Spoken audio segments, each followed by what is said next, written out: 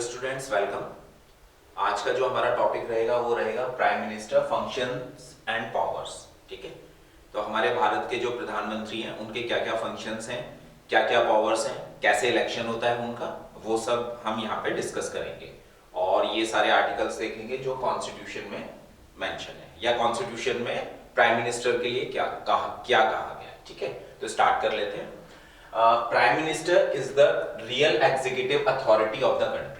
Real executive का मतलब ये होता है कि हमारे देश में एक्चुअल में जो काम करने वाला व्यक्ति है वो कौन है, वो प्राइम मिनिस्टर है। ठीक है, कॉन्स्टिट्यूशनल हेड कौन है, वो राष्ट्रपति जी हैं। रियल एग्जीक्यूटिव कौन है, वो हमारे प्राइम मिनिस्टर है। ठीक है, ही appoints many officers as the head of the many constitutional institution. इनके पास ये अथॉरिटी रहती है कि ये कई सारे जो हमारे देश के ऑर्गेनाइजेशन है, जो कॉन्स्टिट्यूशनल इंस्टीट्यूशन है, उनके हेड्स को अपॉइंट करते हैं। ठीक है, there is no special process for the election of the prime minister in the constitution of India. जब हम बात करते हैं कि इनका सिलेक्शन कैसे होता है ना, कौन व्यक्ति प्रधानमंत्री बनते हैं, तो अगर हम स्पेशल प्रोविजन की बात करें तो हमारे कॉन्स्टिट्यूशन में कोई स्पेशल प्रोविजन नहीं दिया गया है। सिर्फ ये कहा गया है, article 75 only says that India shall have a prime minister whose appointment shall be made by the president. Article 75 में ये मेंशन है कि हमारे देश में प्रधानमंत्री होंगे और उनका अपॉइंटमेंट जो है राष्ट्रपति जी के द्वारा किया जाएगा। The prime minister is the leader of the council of minister. अब जो पार्लियामेंट में काउंसिल ऑफ मिनिस्टर बनती है उसके लीडर होते हैं। The president is the nominal ruler while the real executive is the prime minister. ठीक है, ये मैंने आपको अभी बता दिया। अब देखिए, जब यहाँ पे ये लिखा है India shall have a prime minister whose appointment shall be made by the president, इसका मतलब ये नहीं है कि प्रेसिडेंट जो है किसी भी व्यक्ति को प्रधानमंत्री बना सकते हैं। उसके लिए बेसिकली क्या होता है, लोकसभा के इलेक्शन होते हैं। लोकसभा के इलेक्शन में जिस पार्टी को मेजोरिटी मिलती है उस पार्टी के जो लीडर होते हैं उनको राष्ट्रपति जी इनवाइट करते हैं कि आप आइए, सरकार बनाइए। ठीक है, तो वो व्यक्ति बेसिकली क्या बनते हैं, वो प्रधानमंत्री बनते हैं। नाउ मेन फंक्शन क्या है प्राइम मिनिस्टर के related to council of minister. पहला है, prime minister recommends the names of the member of his team to appoint as minister. प्रधानमंत्री की टीम में कौन रहेगा, है ना, जो जिनको पोर्टफोलियो दिया जाएगा, कोई मंत्रालय दिया जाएगा, उसमें कौन कौन जो मेंबर ऑफ पार्लियामेंट होंगे, किसको वो सिलेक्ट करेंगे, ये पूरा जो है प्राइम मिनिस्टर रिकमेंड करते हैं और इनके नेम राष्ट्रपति जी के पास भेजते हैं। The president can only make those people as minister whose names are recommended by the prime minister. तो राष्ट्रपति जी उन्हीं लोगों को मंत्रालय की जिम्मेदारी सौंपते हैं जिनका नाम प्रधानमंत्री रिकमेंड करते हैं। Prime Minister determines which department will be given to which minister and he can also change the allotted department of any minister. अब जिन लोगों के नाम मंत्री या मिनिस्टर के लिए इन्होंने क्या कहते हैं रिकमेंड किए हैं, तो राष्ट्रपति जी उनको शपथ दिलवाते हैं। लेकिन किस मिनिस्टर को कौन सा मंत्रालय देना है, जैसे फॉर एग्जांपल किसको गृह मंत्रालय देना है ना, किसी को रक्षा मंत्रालय देना है, किसी को आपका फॉरेन अफेयर्स का डिपार्टमेंट देना है, किसको एग्रीकल्चर का डिपार्टमेंट देना है, तो ये प्राइम मिनिस्टर तय करते हैं। और एक बार जब क्या कहते हैं मंत्रालय अलॉट हो गया, मिनिस्ट्री अलॉट हो गई, उसके बाद भी प्रधानमंत्री जब चाहे उसको चेंज कर सकते हैं, रीशफल कर सकते हैं। ठीक है, he also presides over the meeting of the council of minister and can change the decision according to their wishes. Council of minister की जो भी मीटिंग होती है उसको ये प्रिसाइड करते हैं, उसको हेड करते हैं, उसको लीड करते हैं, और काउंसिल ऑफ मिनिस्टर ने जो निर्णय लिया है उसको ये अपनी विश के अकॉर्डिंग भी क्या कर सकते हैं, चेंज कर सकते हैं। ठीक है, आगे बढ़ते हैं। He can ask any minister to resign or advise the president to dismiss in case of difference of opinion. किसी भी मिनिस्टर से मान लीजिए ओपिनियन मैच नहीं कर रहे हैं, विचारधारा मैच नहीं कर रही है, या प्रधानमंत्री जैसे चाहते हैं वैसे काम नहीं कर रहे हैं मिनिस्टर, तो उनको रिजाइन के लिए बोल सकते हैं, या प्रेसिडेंट को, राष्ट्रपति जी को एडवाइस कर सकते हैं कि आप उनसे क्या कर लीजिए, रेजिग्नेशन ले लीजिए। He also controls and direct the activity of all ministers. Supervisory या मॉनिटरिंग ये मिनिस्टर्स की करते रहते हैं कि मिनिस्टर जो है अपना काम, अपना मंत्रालय ठीक से संभाल रहे हैं या नहीं। He can bring about the collapse of the council of minister by resigning from the office. अगर प्रधानमंत्री अपनी पोस्ट से रिजाइन कर देते हैं तो काउंसिल ऑफ मिनिस्टर ऑटोमेटिकली क्या हो जाती है, कोलैप्स हो जाती है है ना। बिना प्रधानमंत्री के कैबिनेट या काउंसिल ऑफ मिनिस्टर जो है वो काम नहीं कर सकते। यहां लिखा भी है, if the prime minister resign from his post और dies then other minister can't do any work, कोई काम नहीं कर सकते, है ना, क्योंकि रिजाइन अगर उनका हो गया है, which means the council of minister dissolve itself with the death resignation of the prime minister.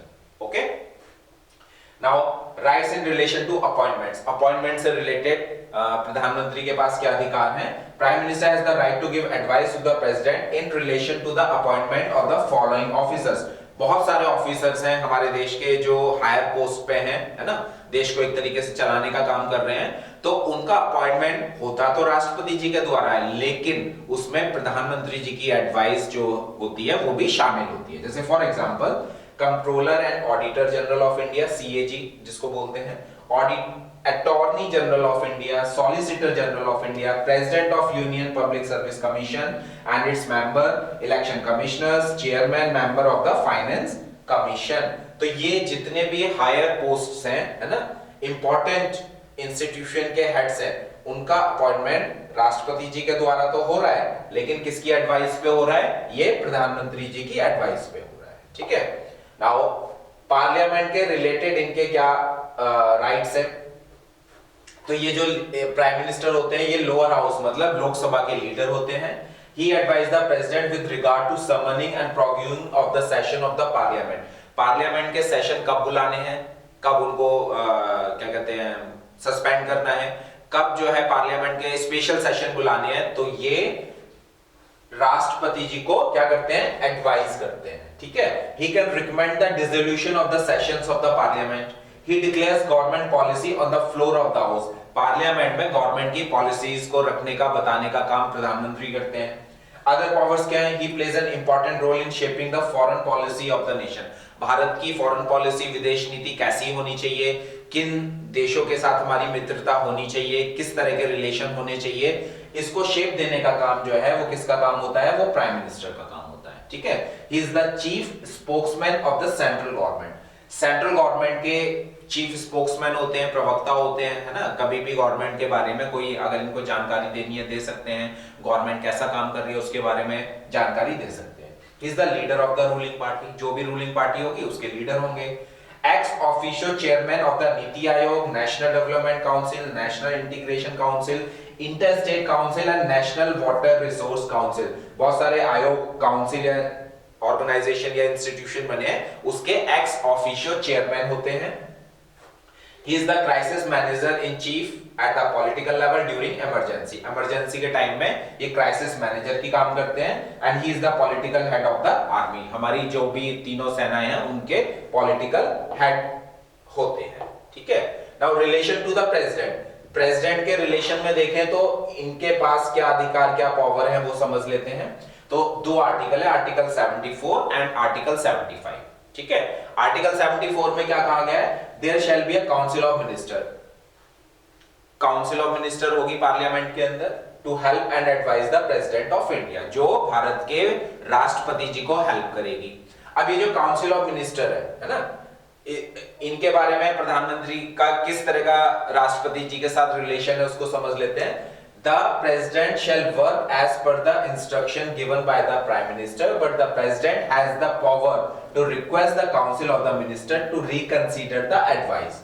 Generally जो हमारे राष्ट्रपति जी होते हैं वो प्राइम मिनिस्टर की एडवाइस पे काम करते हैं, उनके इंस्ट्रक्शन पे काम करते हैं, लेकिन काउंसिल ऑफ मिनिस्टर या प्रधानमंत्री के द्वारा कुछ अगर इंस्ट्रक्शन दिया जा रहा है तो उसको रिकंसीडर करने के लिए ये प्रधानमंत्री या काउंसिल ऑफ मिनिस्टर को बोल सकते हैं। Although the president is bound to work as per the advice given after the reconsideration, लेकिन रिकंसिडरेशन के बाद भी अगर कोई एडवाइस दी गई है या उसमें कुछ चेंज किया गया है तो अब जो हमारे राष्ट्रपति जी हैं उस इंस्ट्रक्शन के अकॉर्डिंग काम करने के लिए क्या है? बाउंड है, उनको वो काम फिर करना ही पड़ेगा। ओके। आर्टिकल 75 क्या कह रहा है इसको समझ लेते हैं। The president will appoint the prime minister and other ministers shall be appointed by the president on the advice given by the prime minister. जो हमारे प्राइम मिनिस्टर हैं उनका अपॉइंटमेंट राष्ट्रपति जी के द्वारा हो रहा है, साथ में जो दूसरे मिनिस्टर है उनका अपॉइंटमेंट भी राष्ट्रपति जी के द्वारा हो रहा है, लेकिन मिनिस्टर का अपॉइंटमेंट प्रधानमंत्री की एडवाइस पे होता है।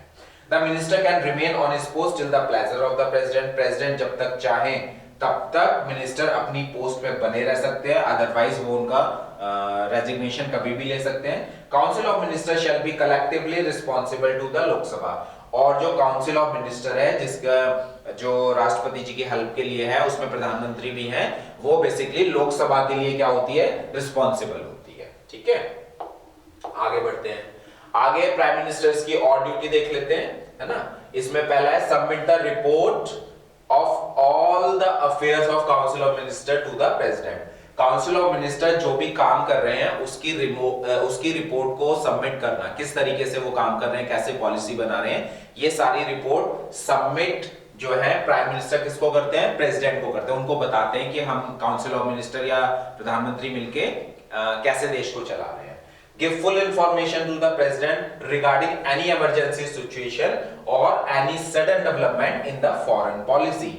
अगर देश के अंदर कोई भी इमरजेंसी सिचुएशन बन रही है तो उसकी जानकारी राष्ट्रपति जी को देने का काम कौन करते हैं, प्रधानमंत्री करते हैं। और साथ में विदेश नीति, फॉरेन पॉलिसी में कोई चेंज आ रहा है ना, सर्कमस्टेंसेस इंटरनेशनल लेवल पे किस तरीके से सिचुएशन, किस तरीके से चेंजेस हो रही हैं और भारत उन सिचुएशन, उन कंडीशंस को कैसे डील करेगा, इसकी सारी जानकारी जो है कौन दे रहे हैं, प्राइम मिनिस्टर राष्ट्रपति जी को देते हैं।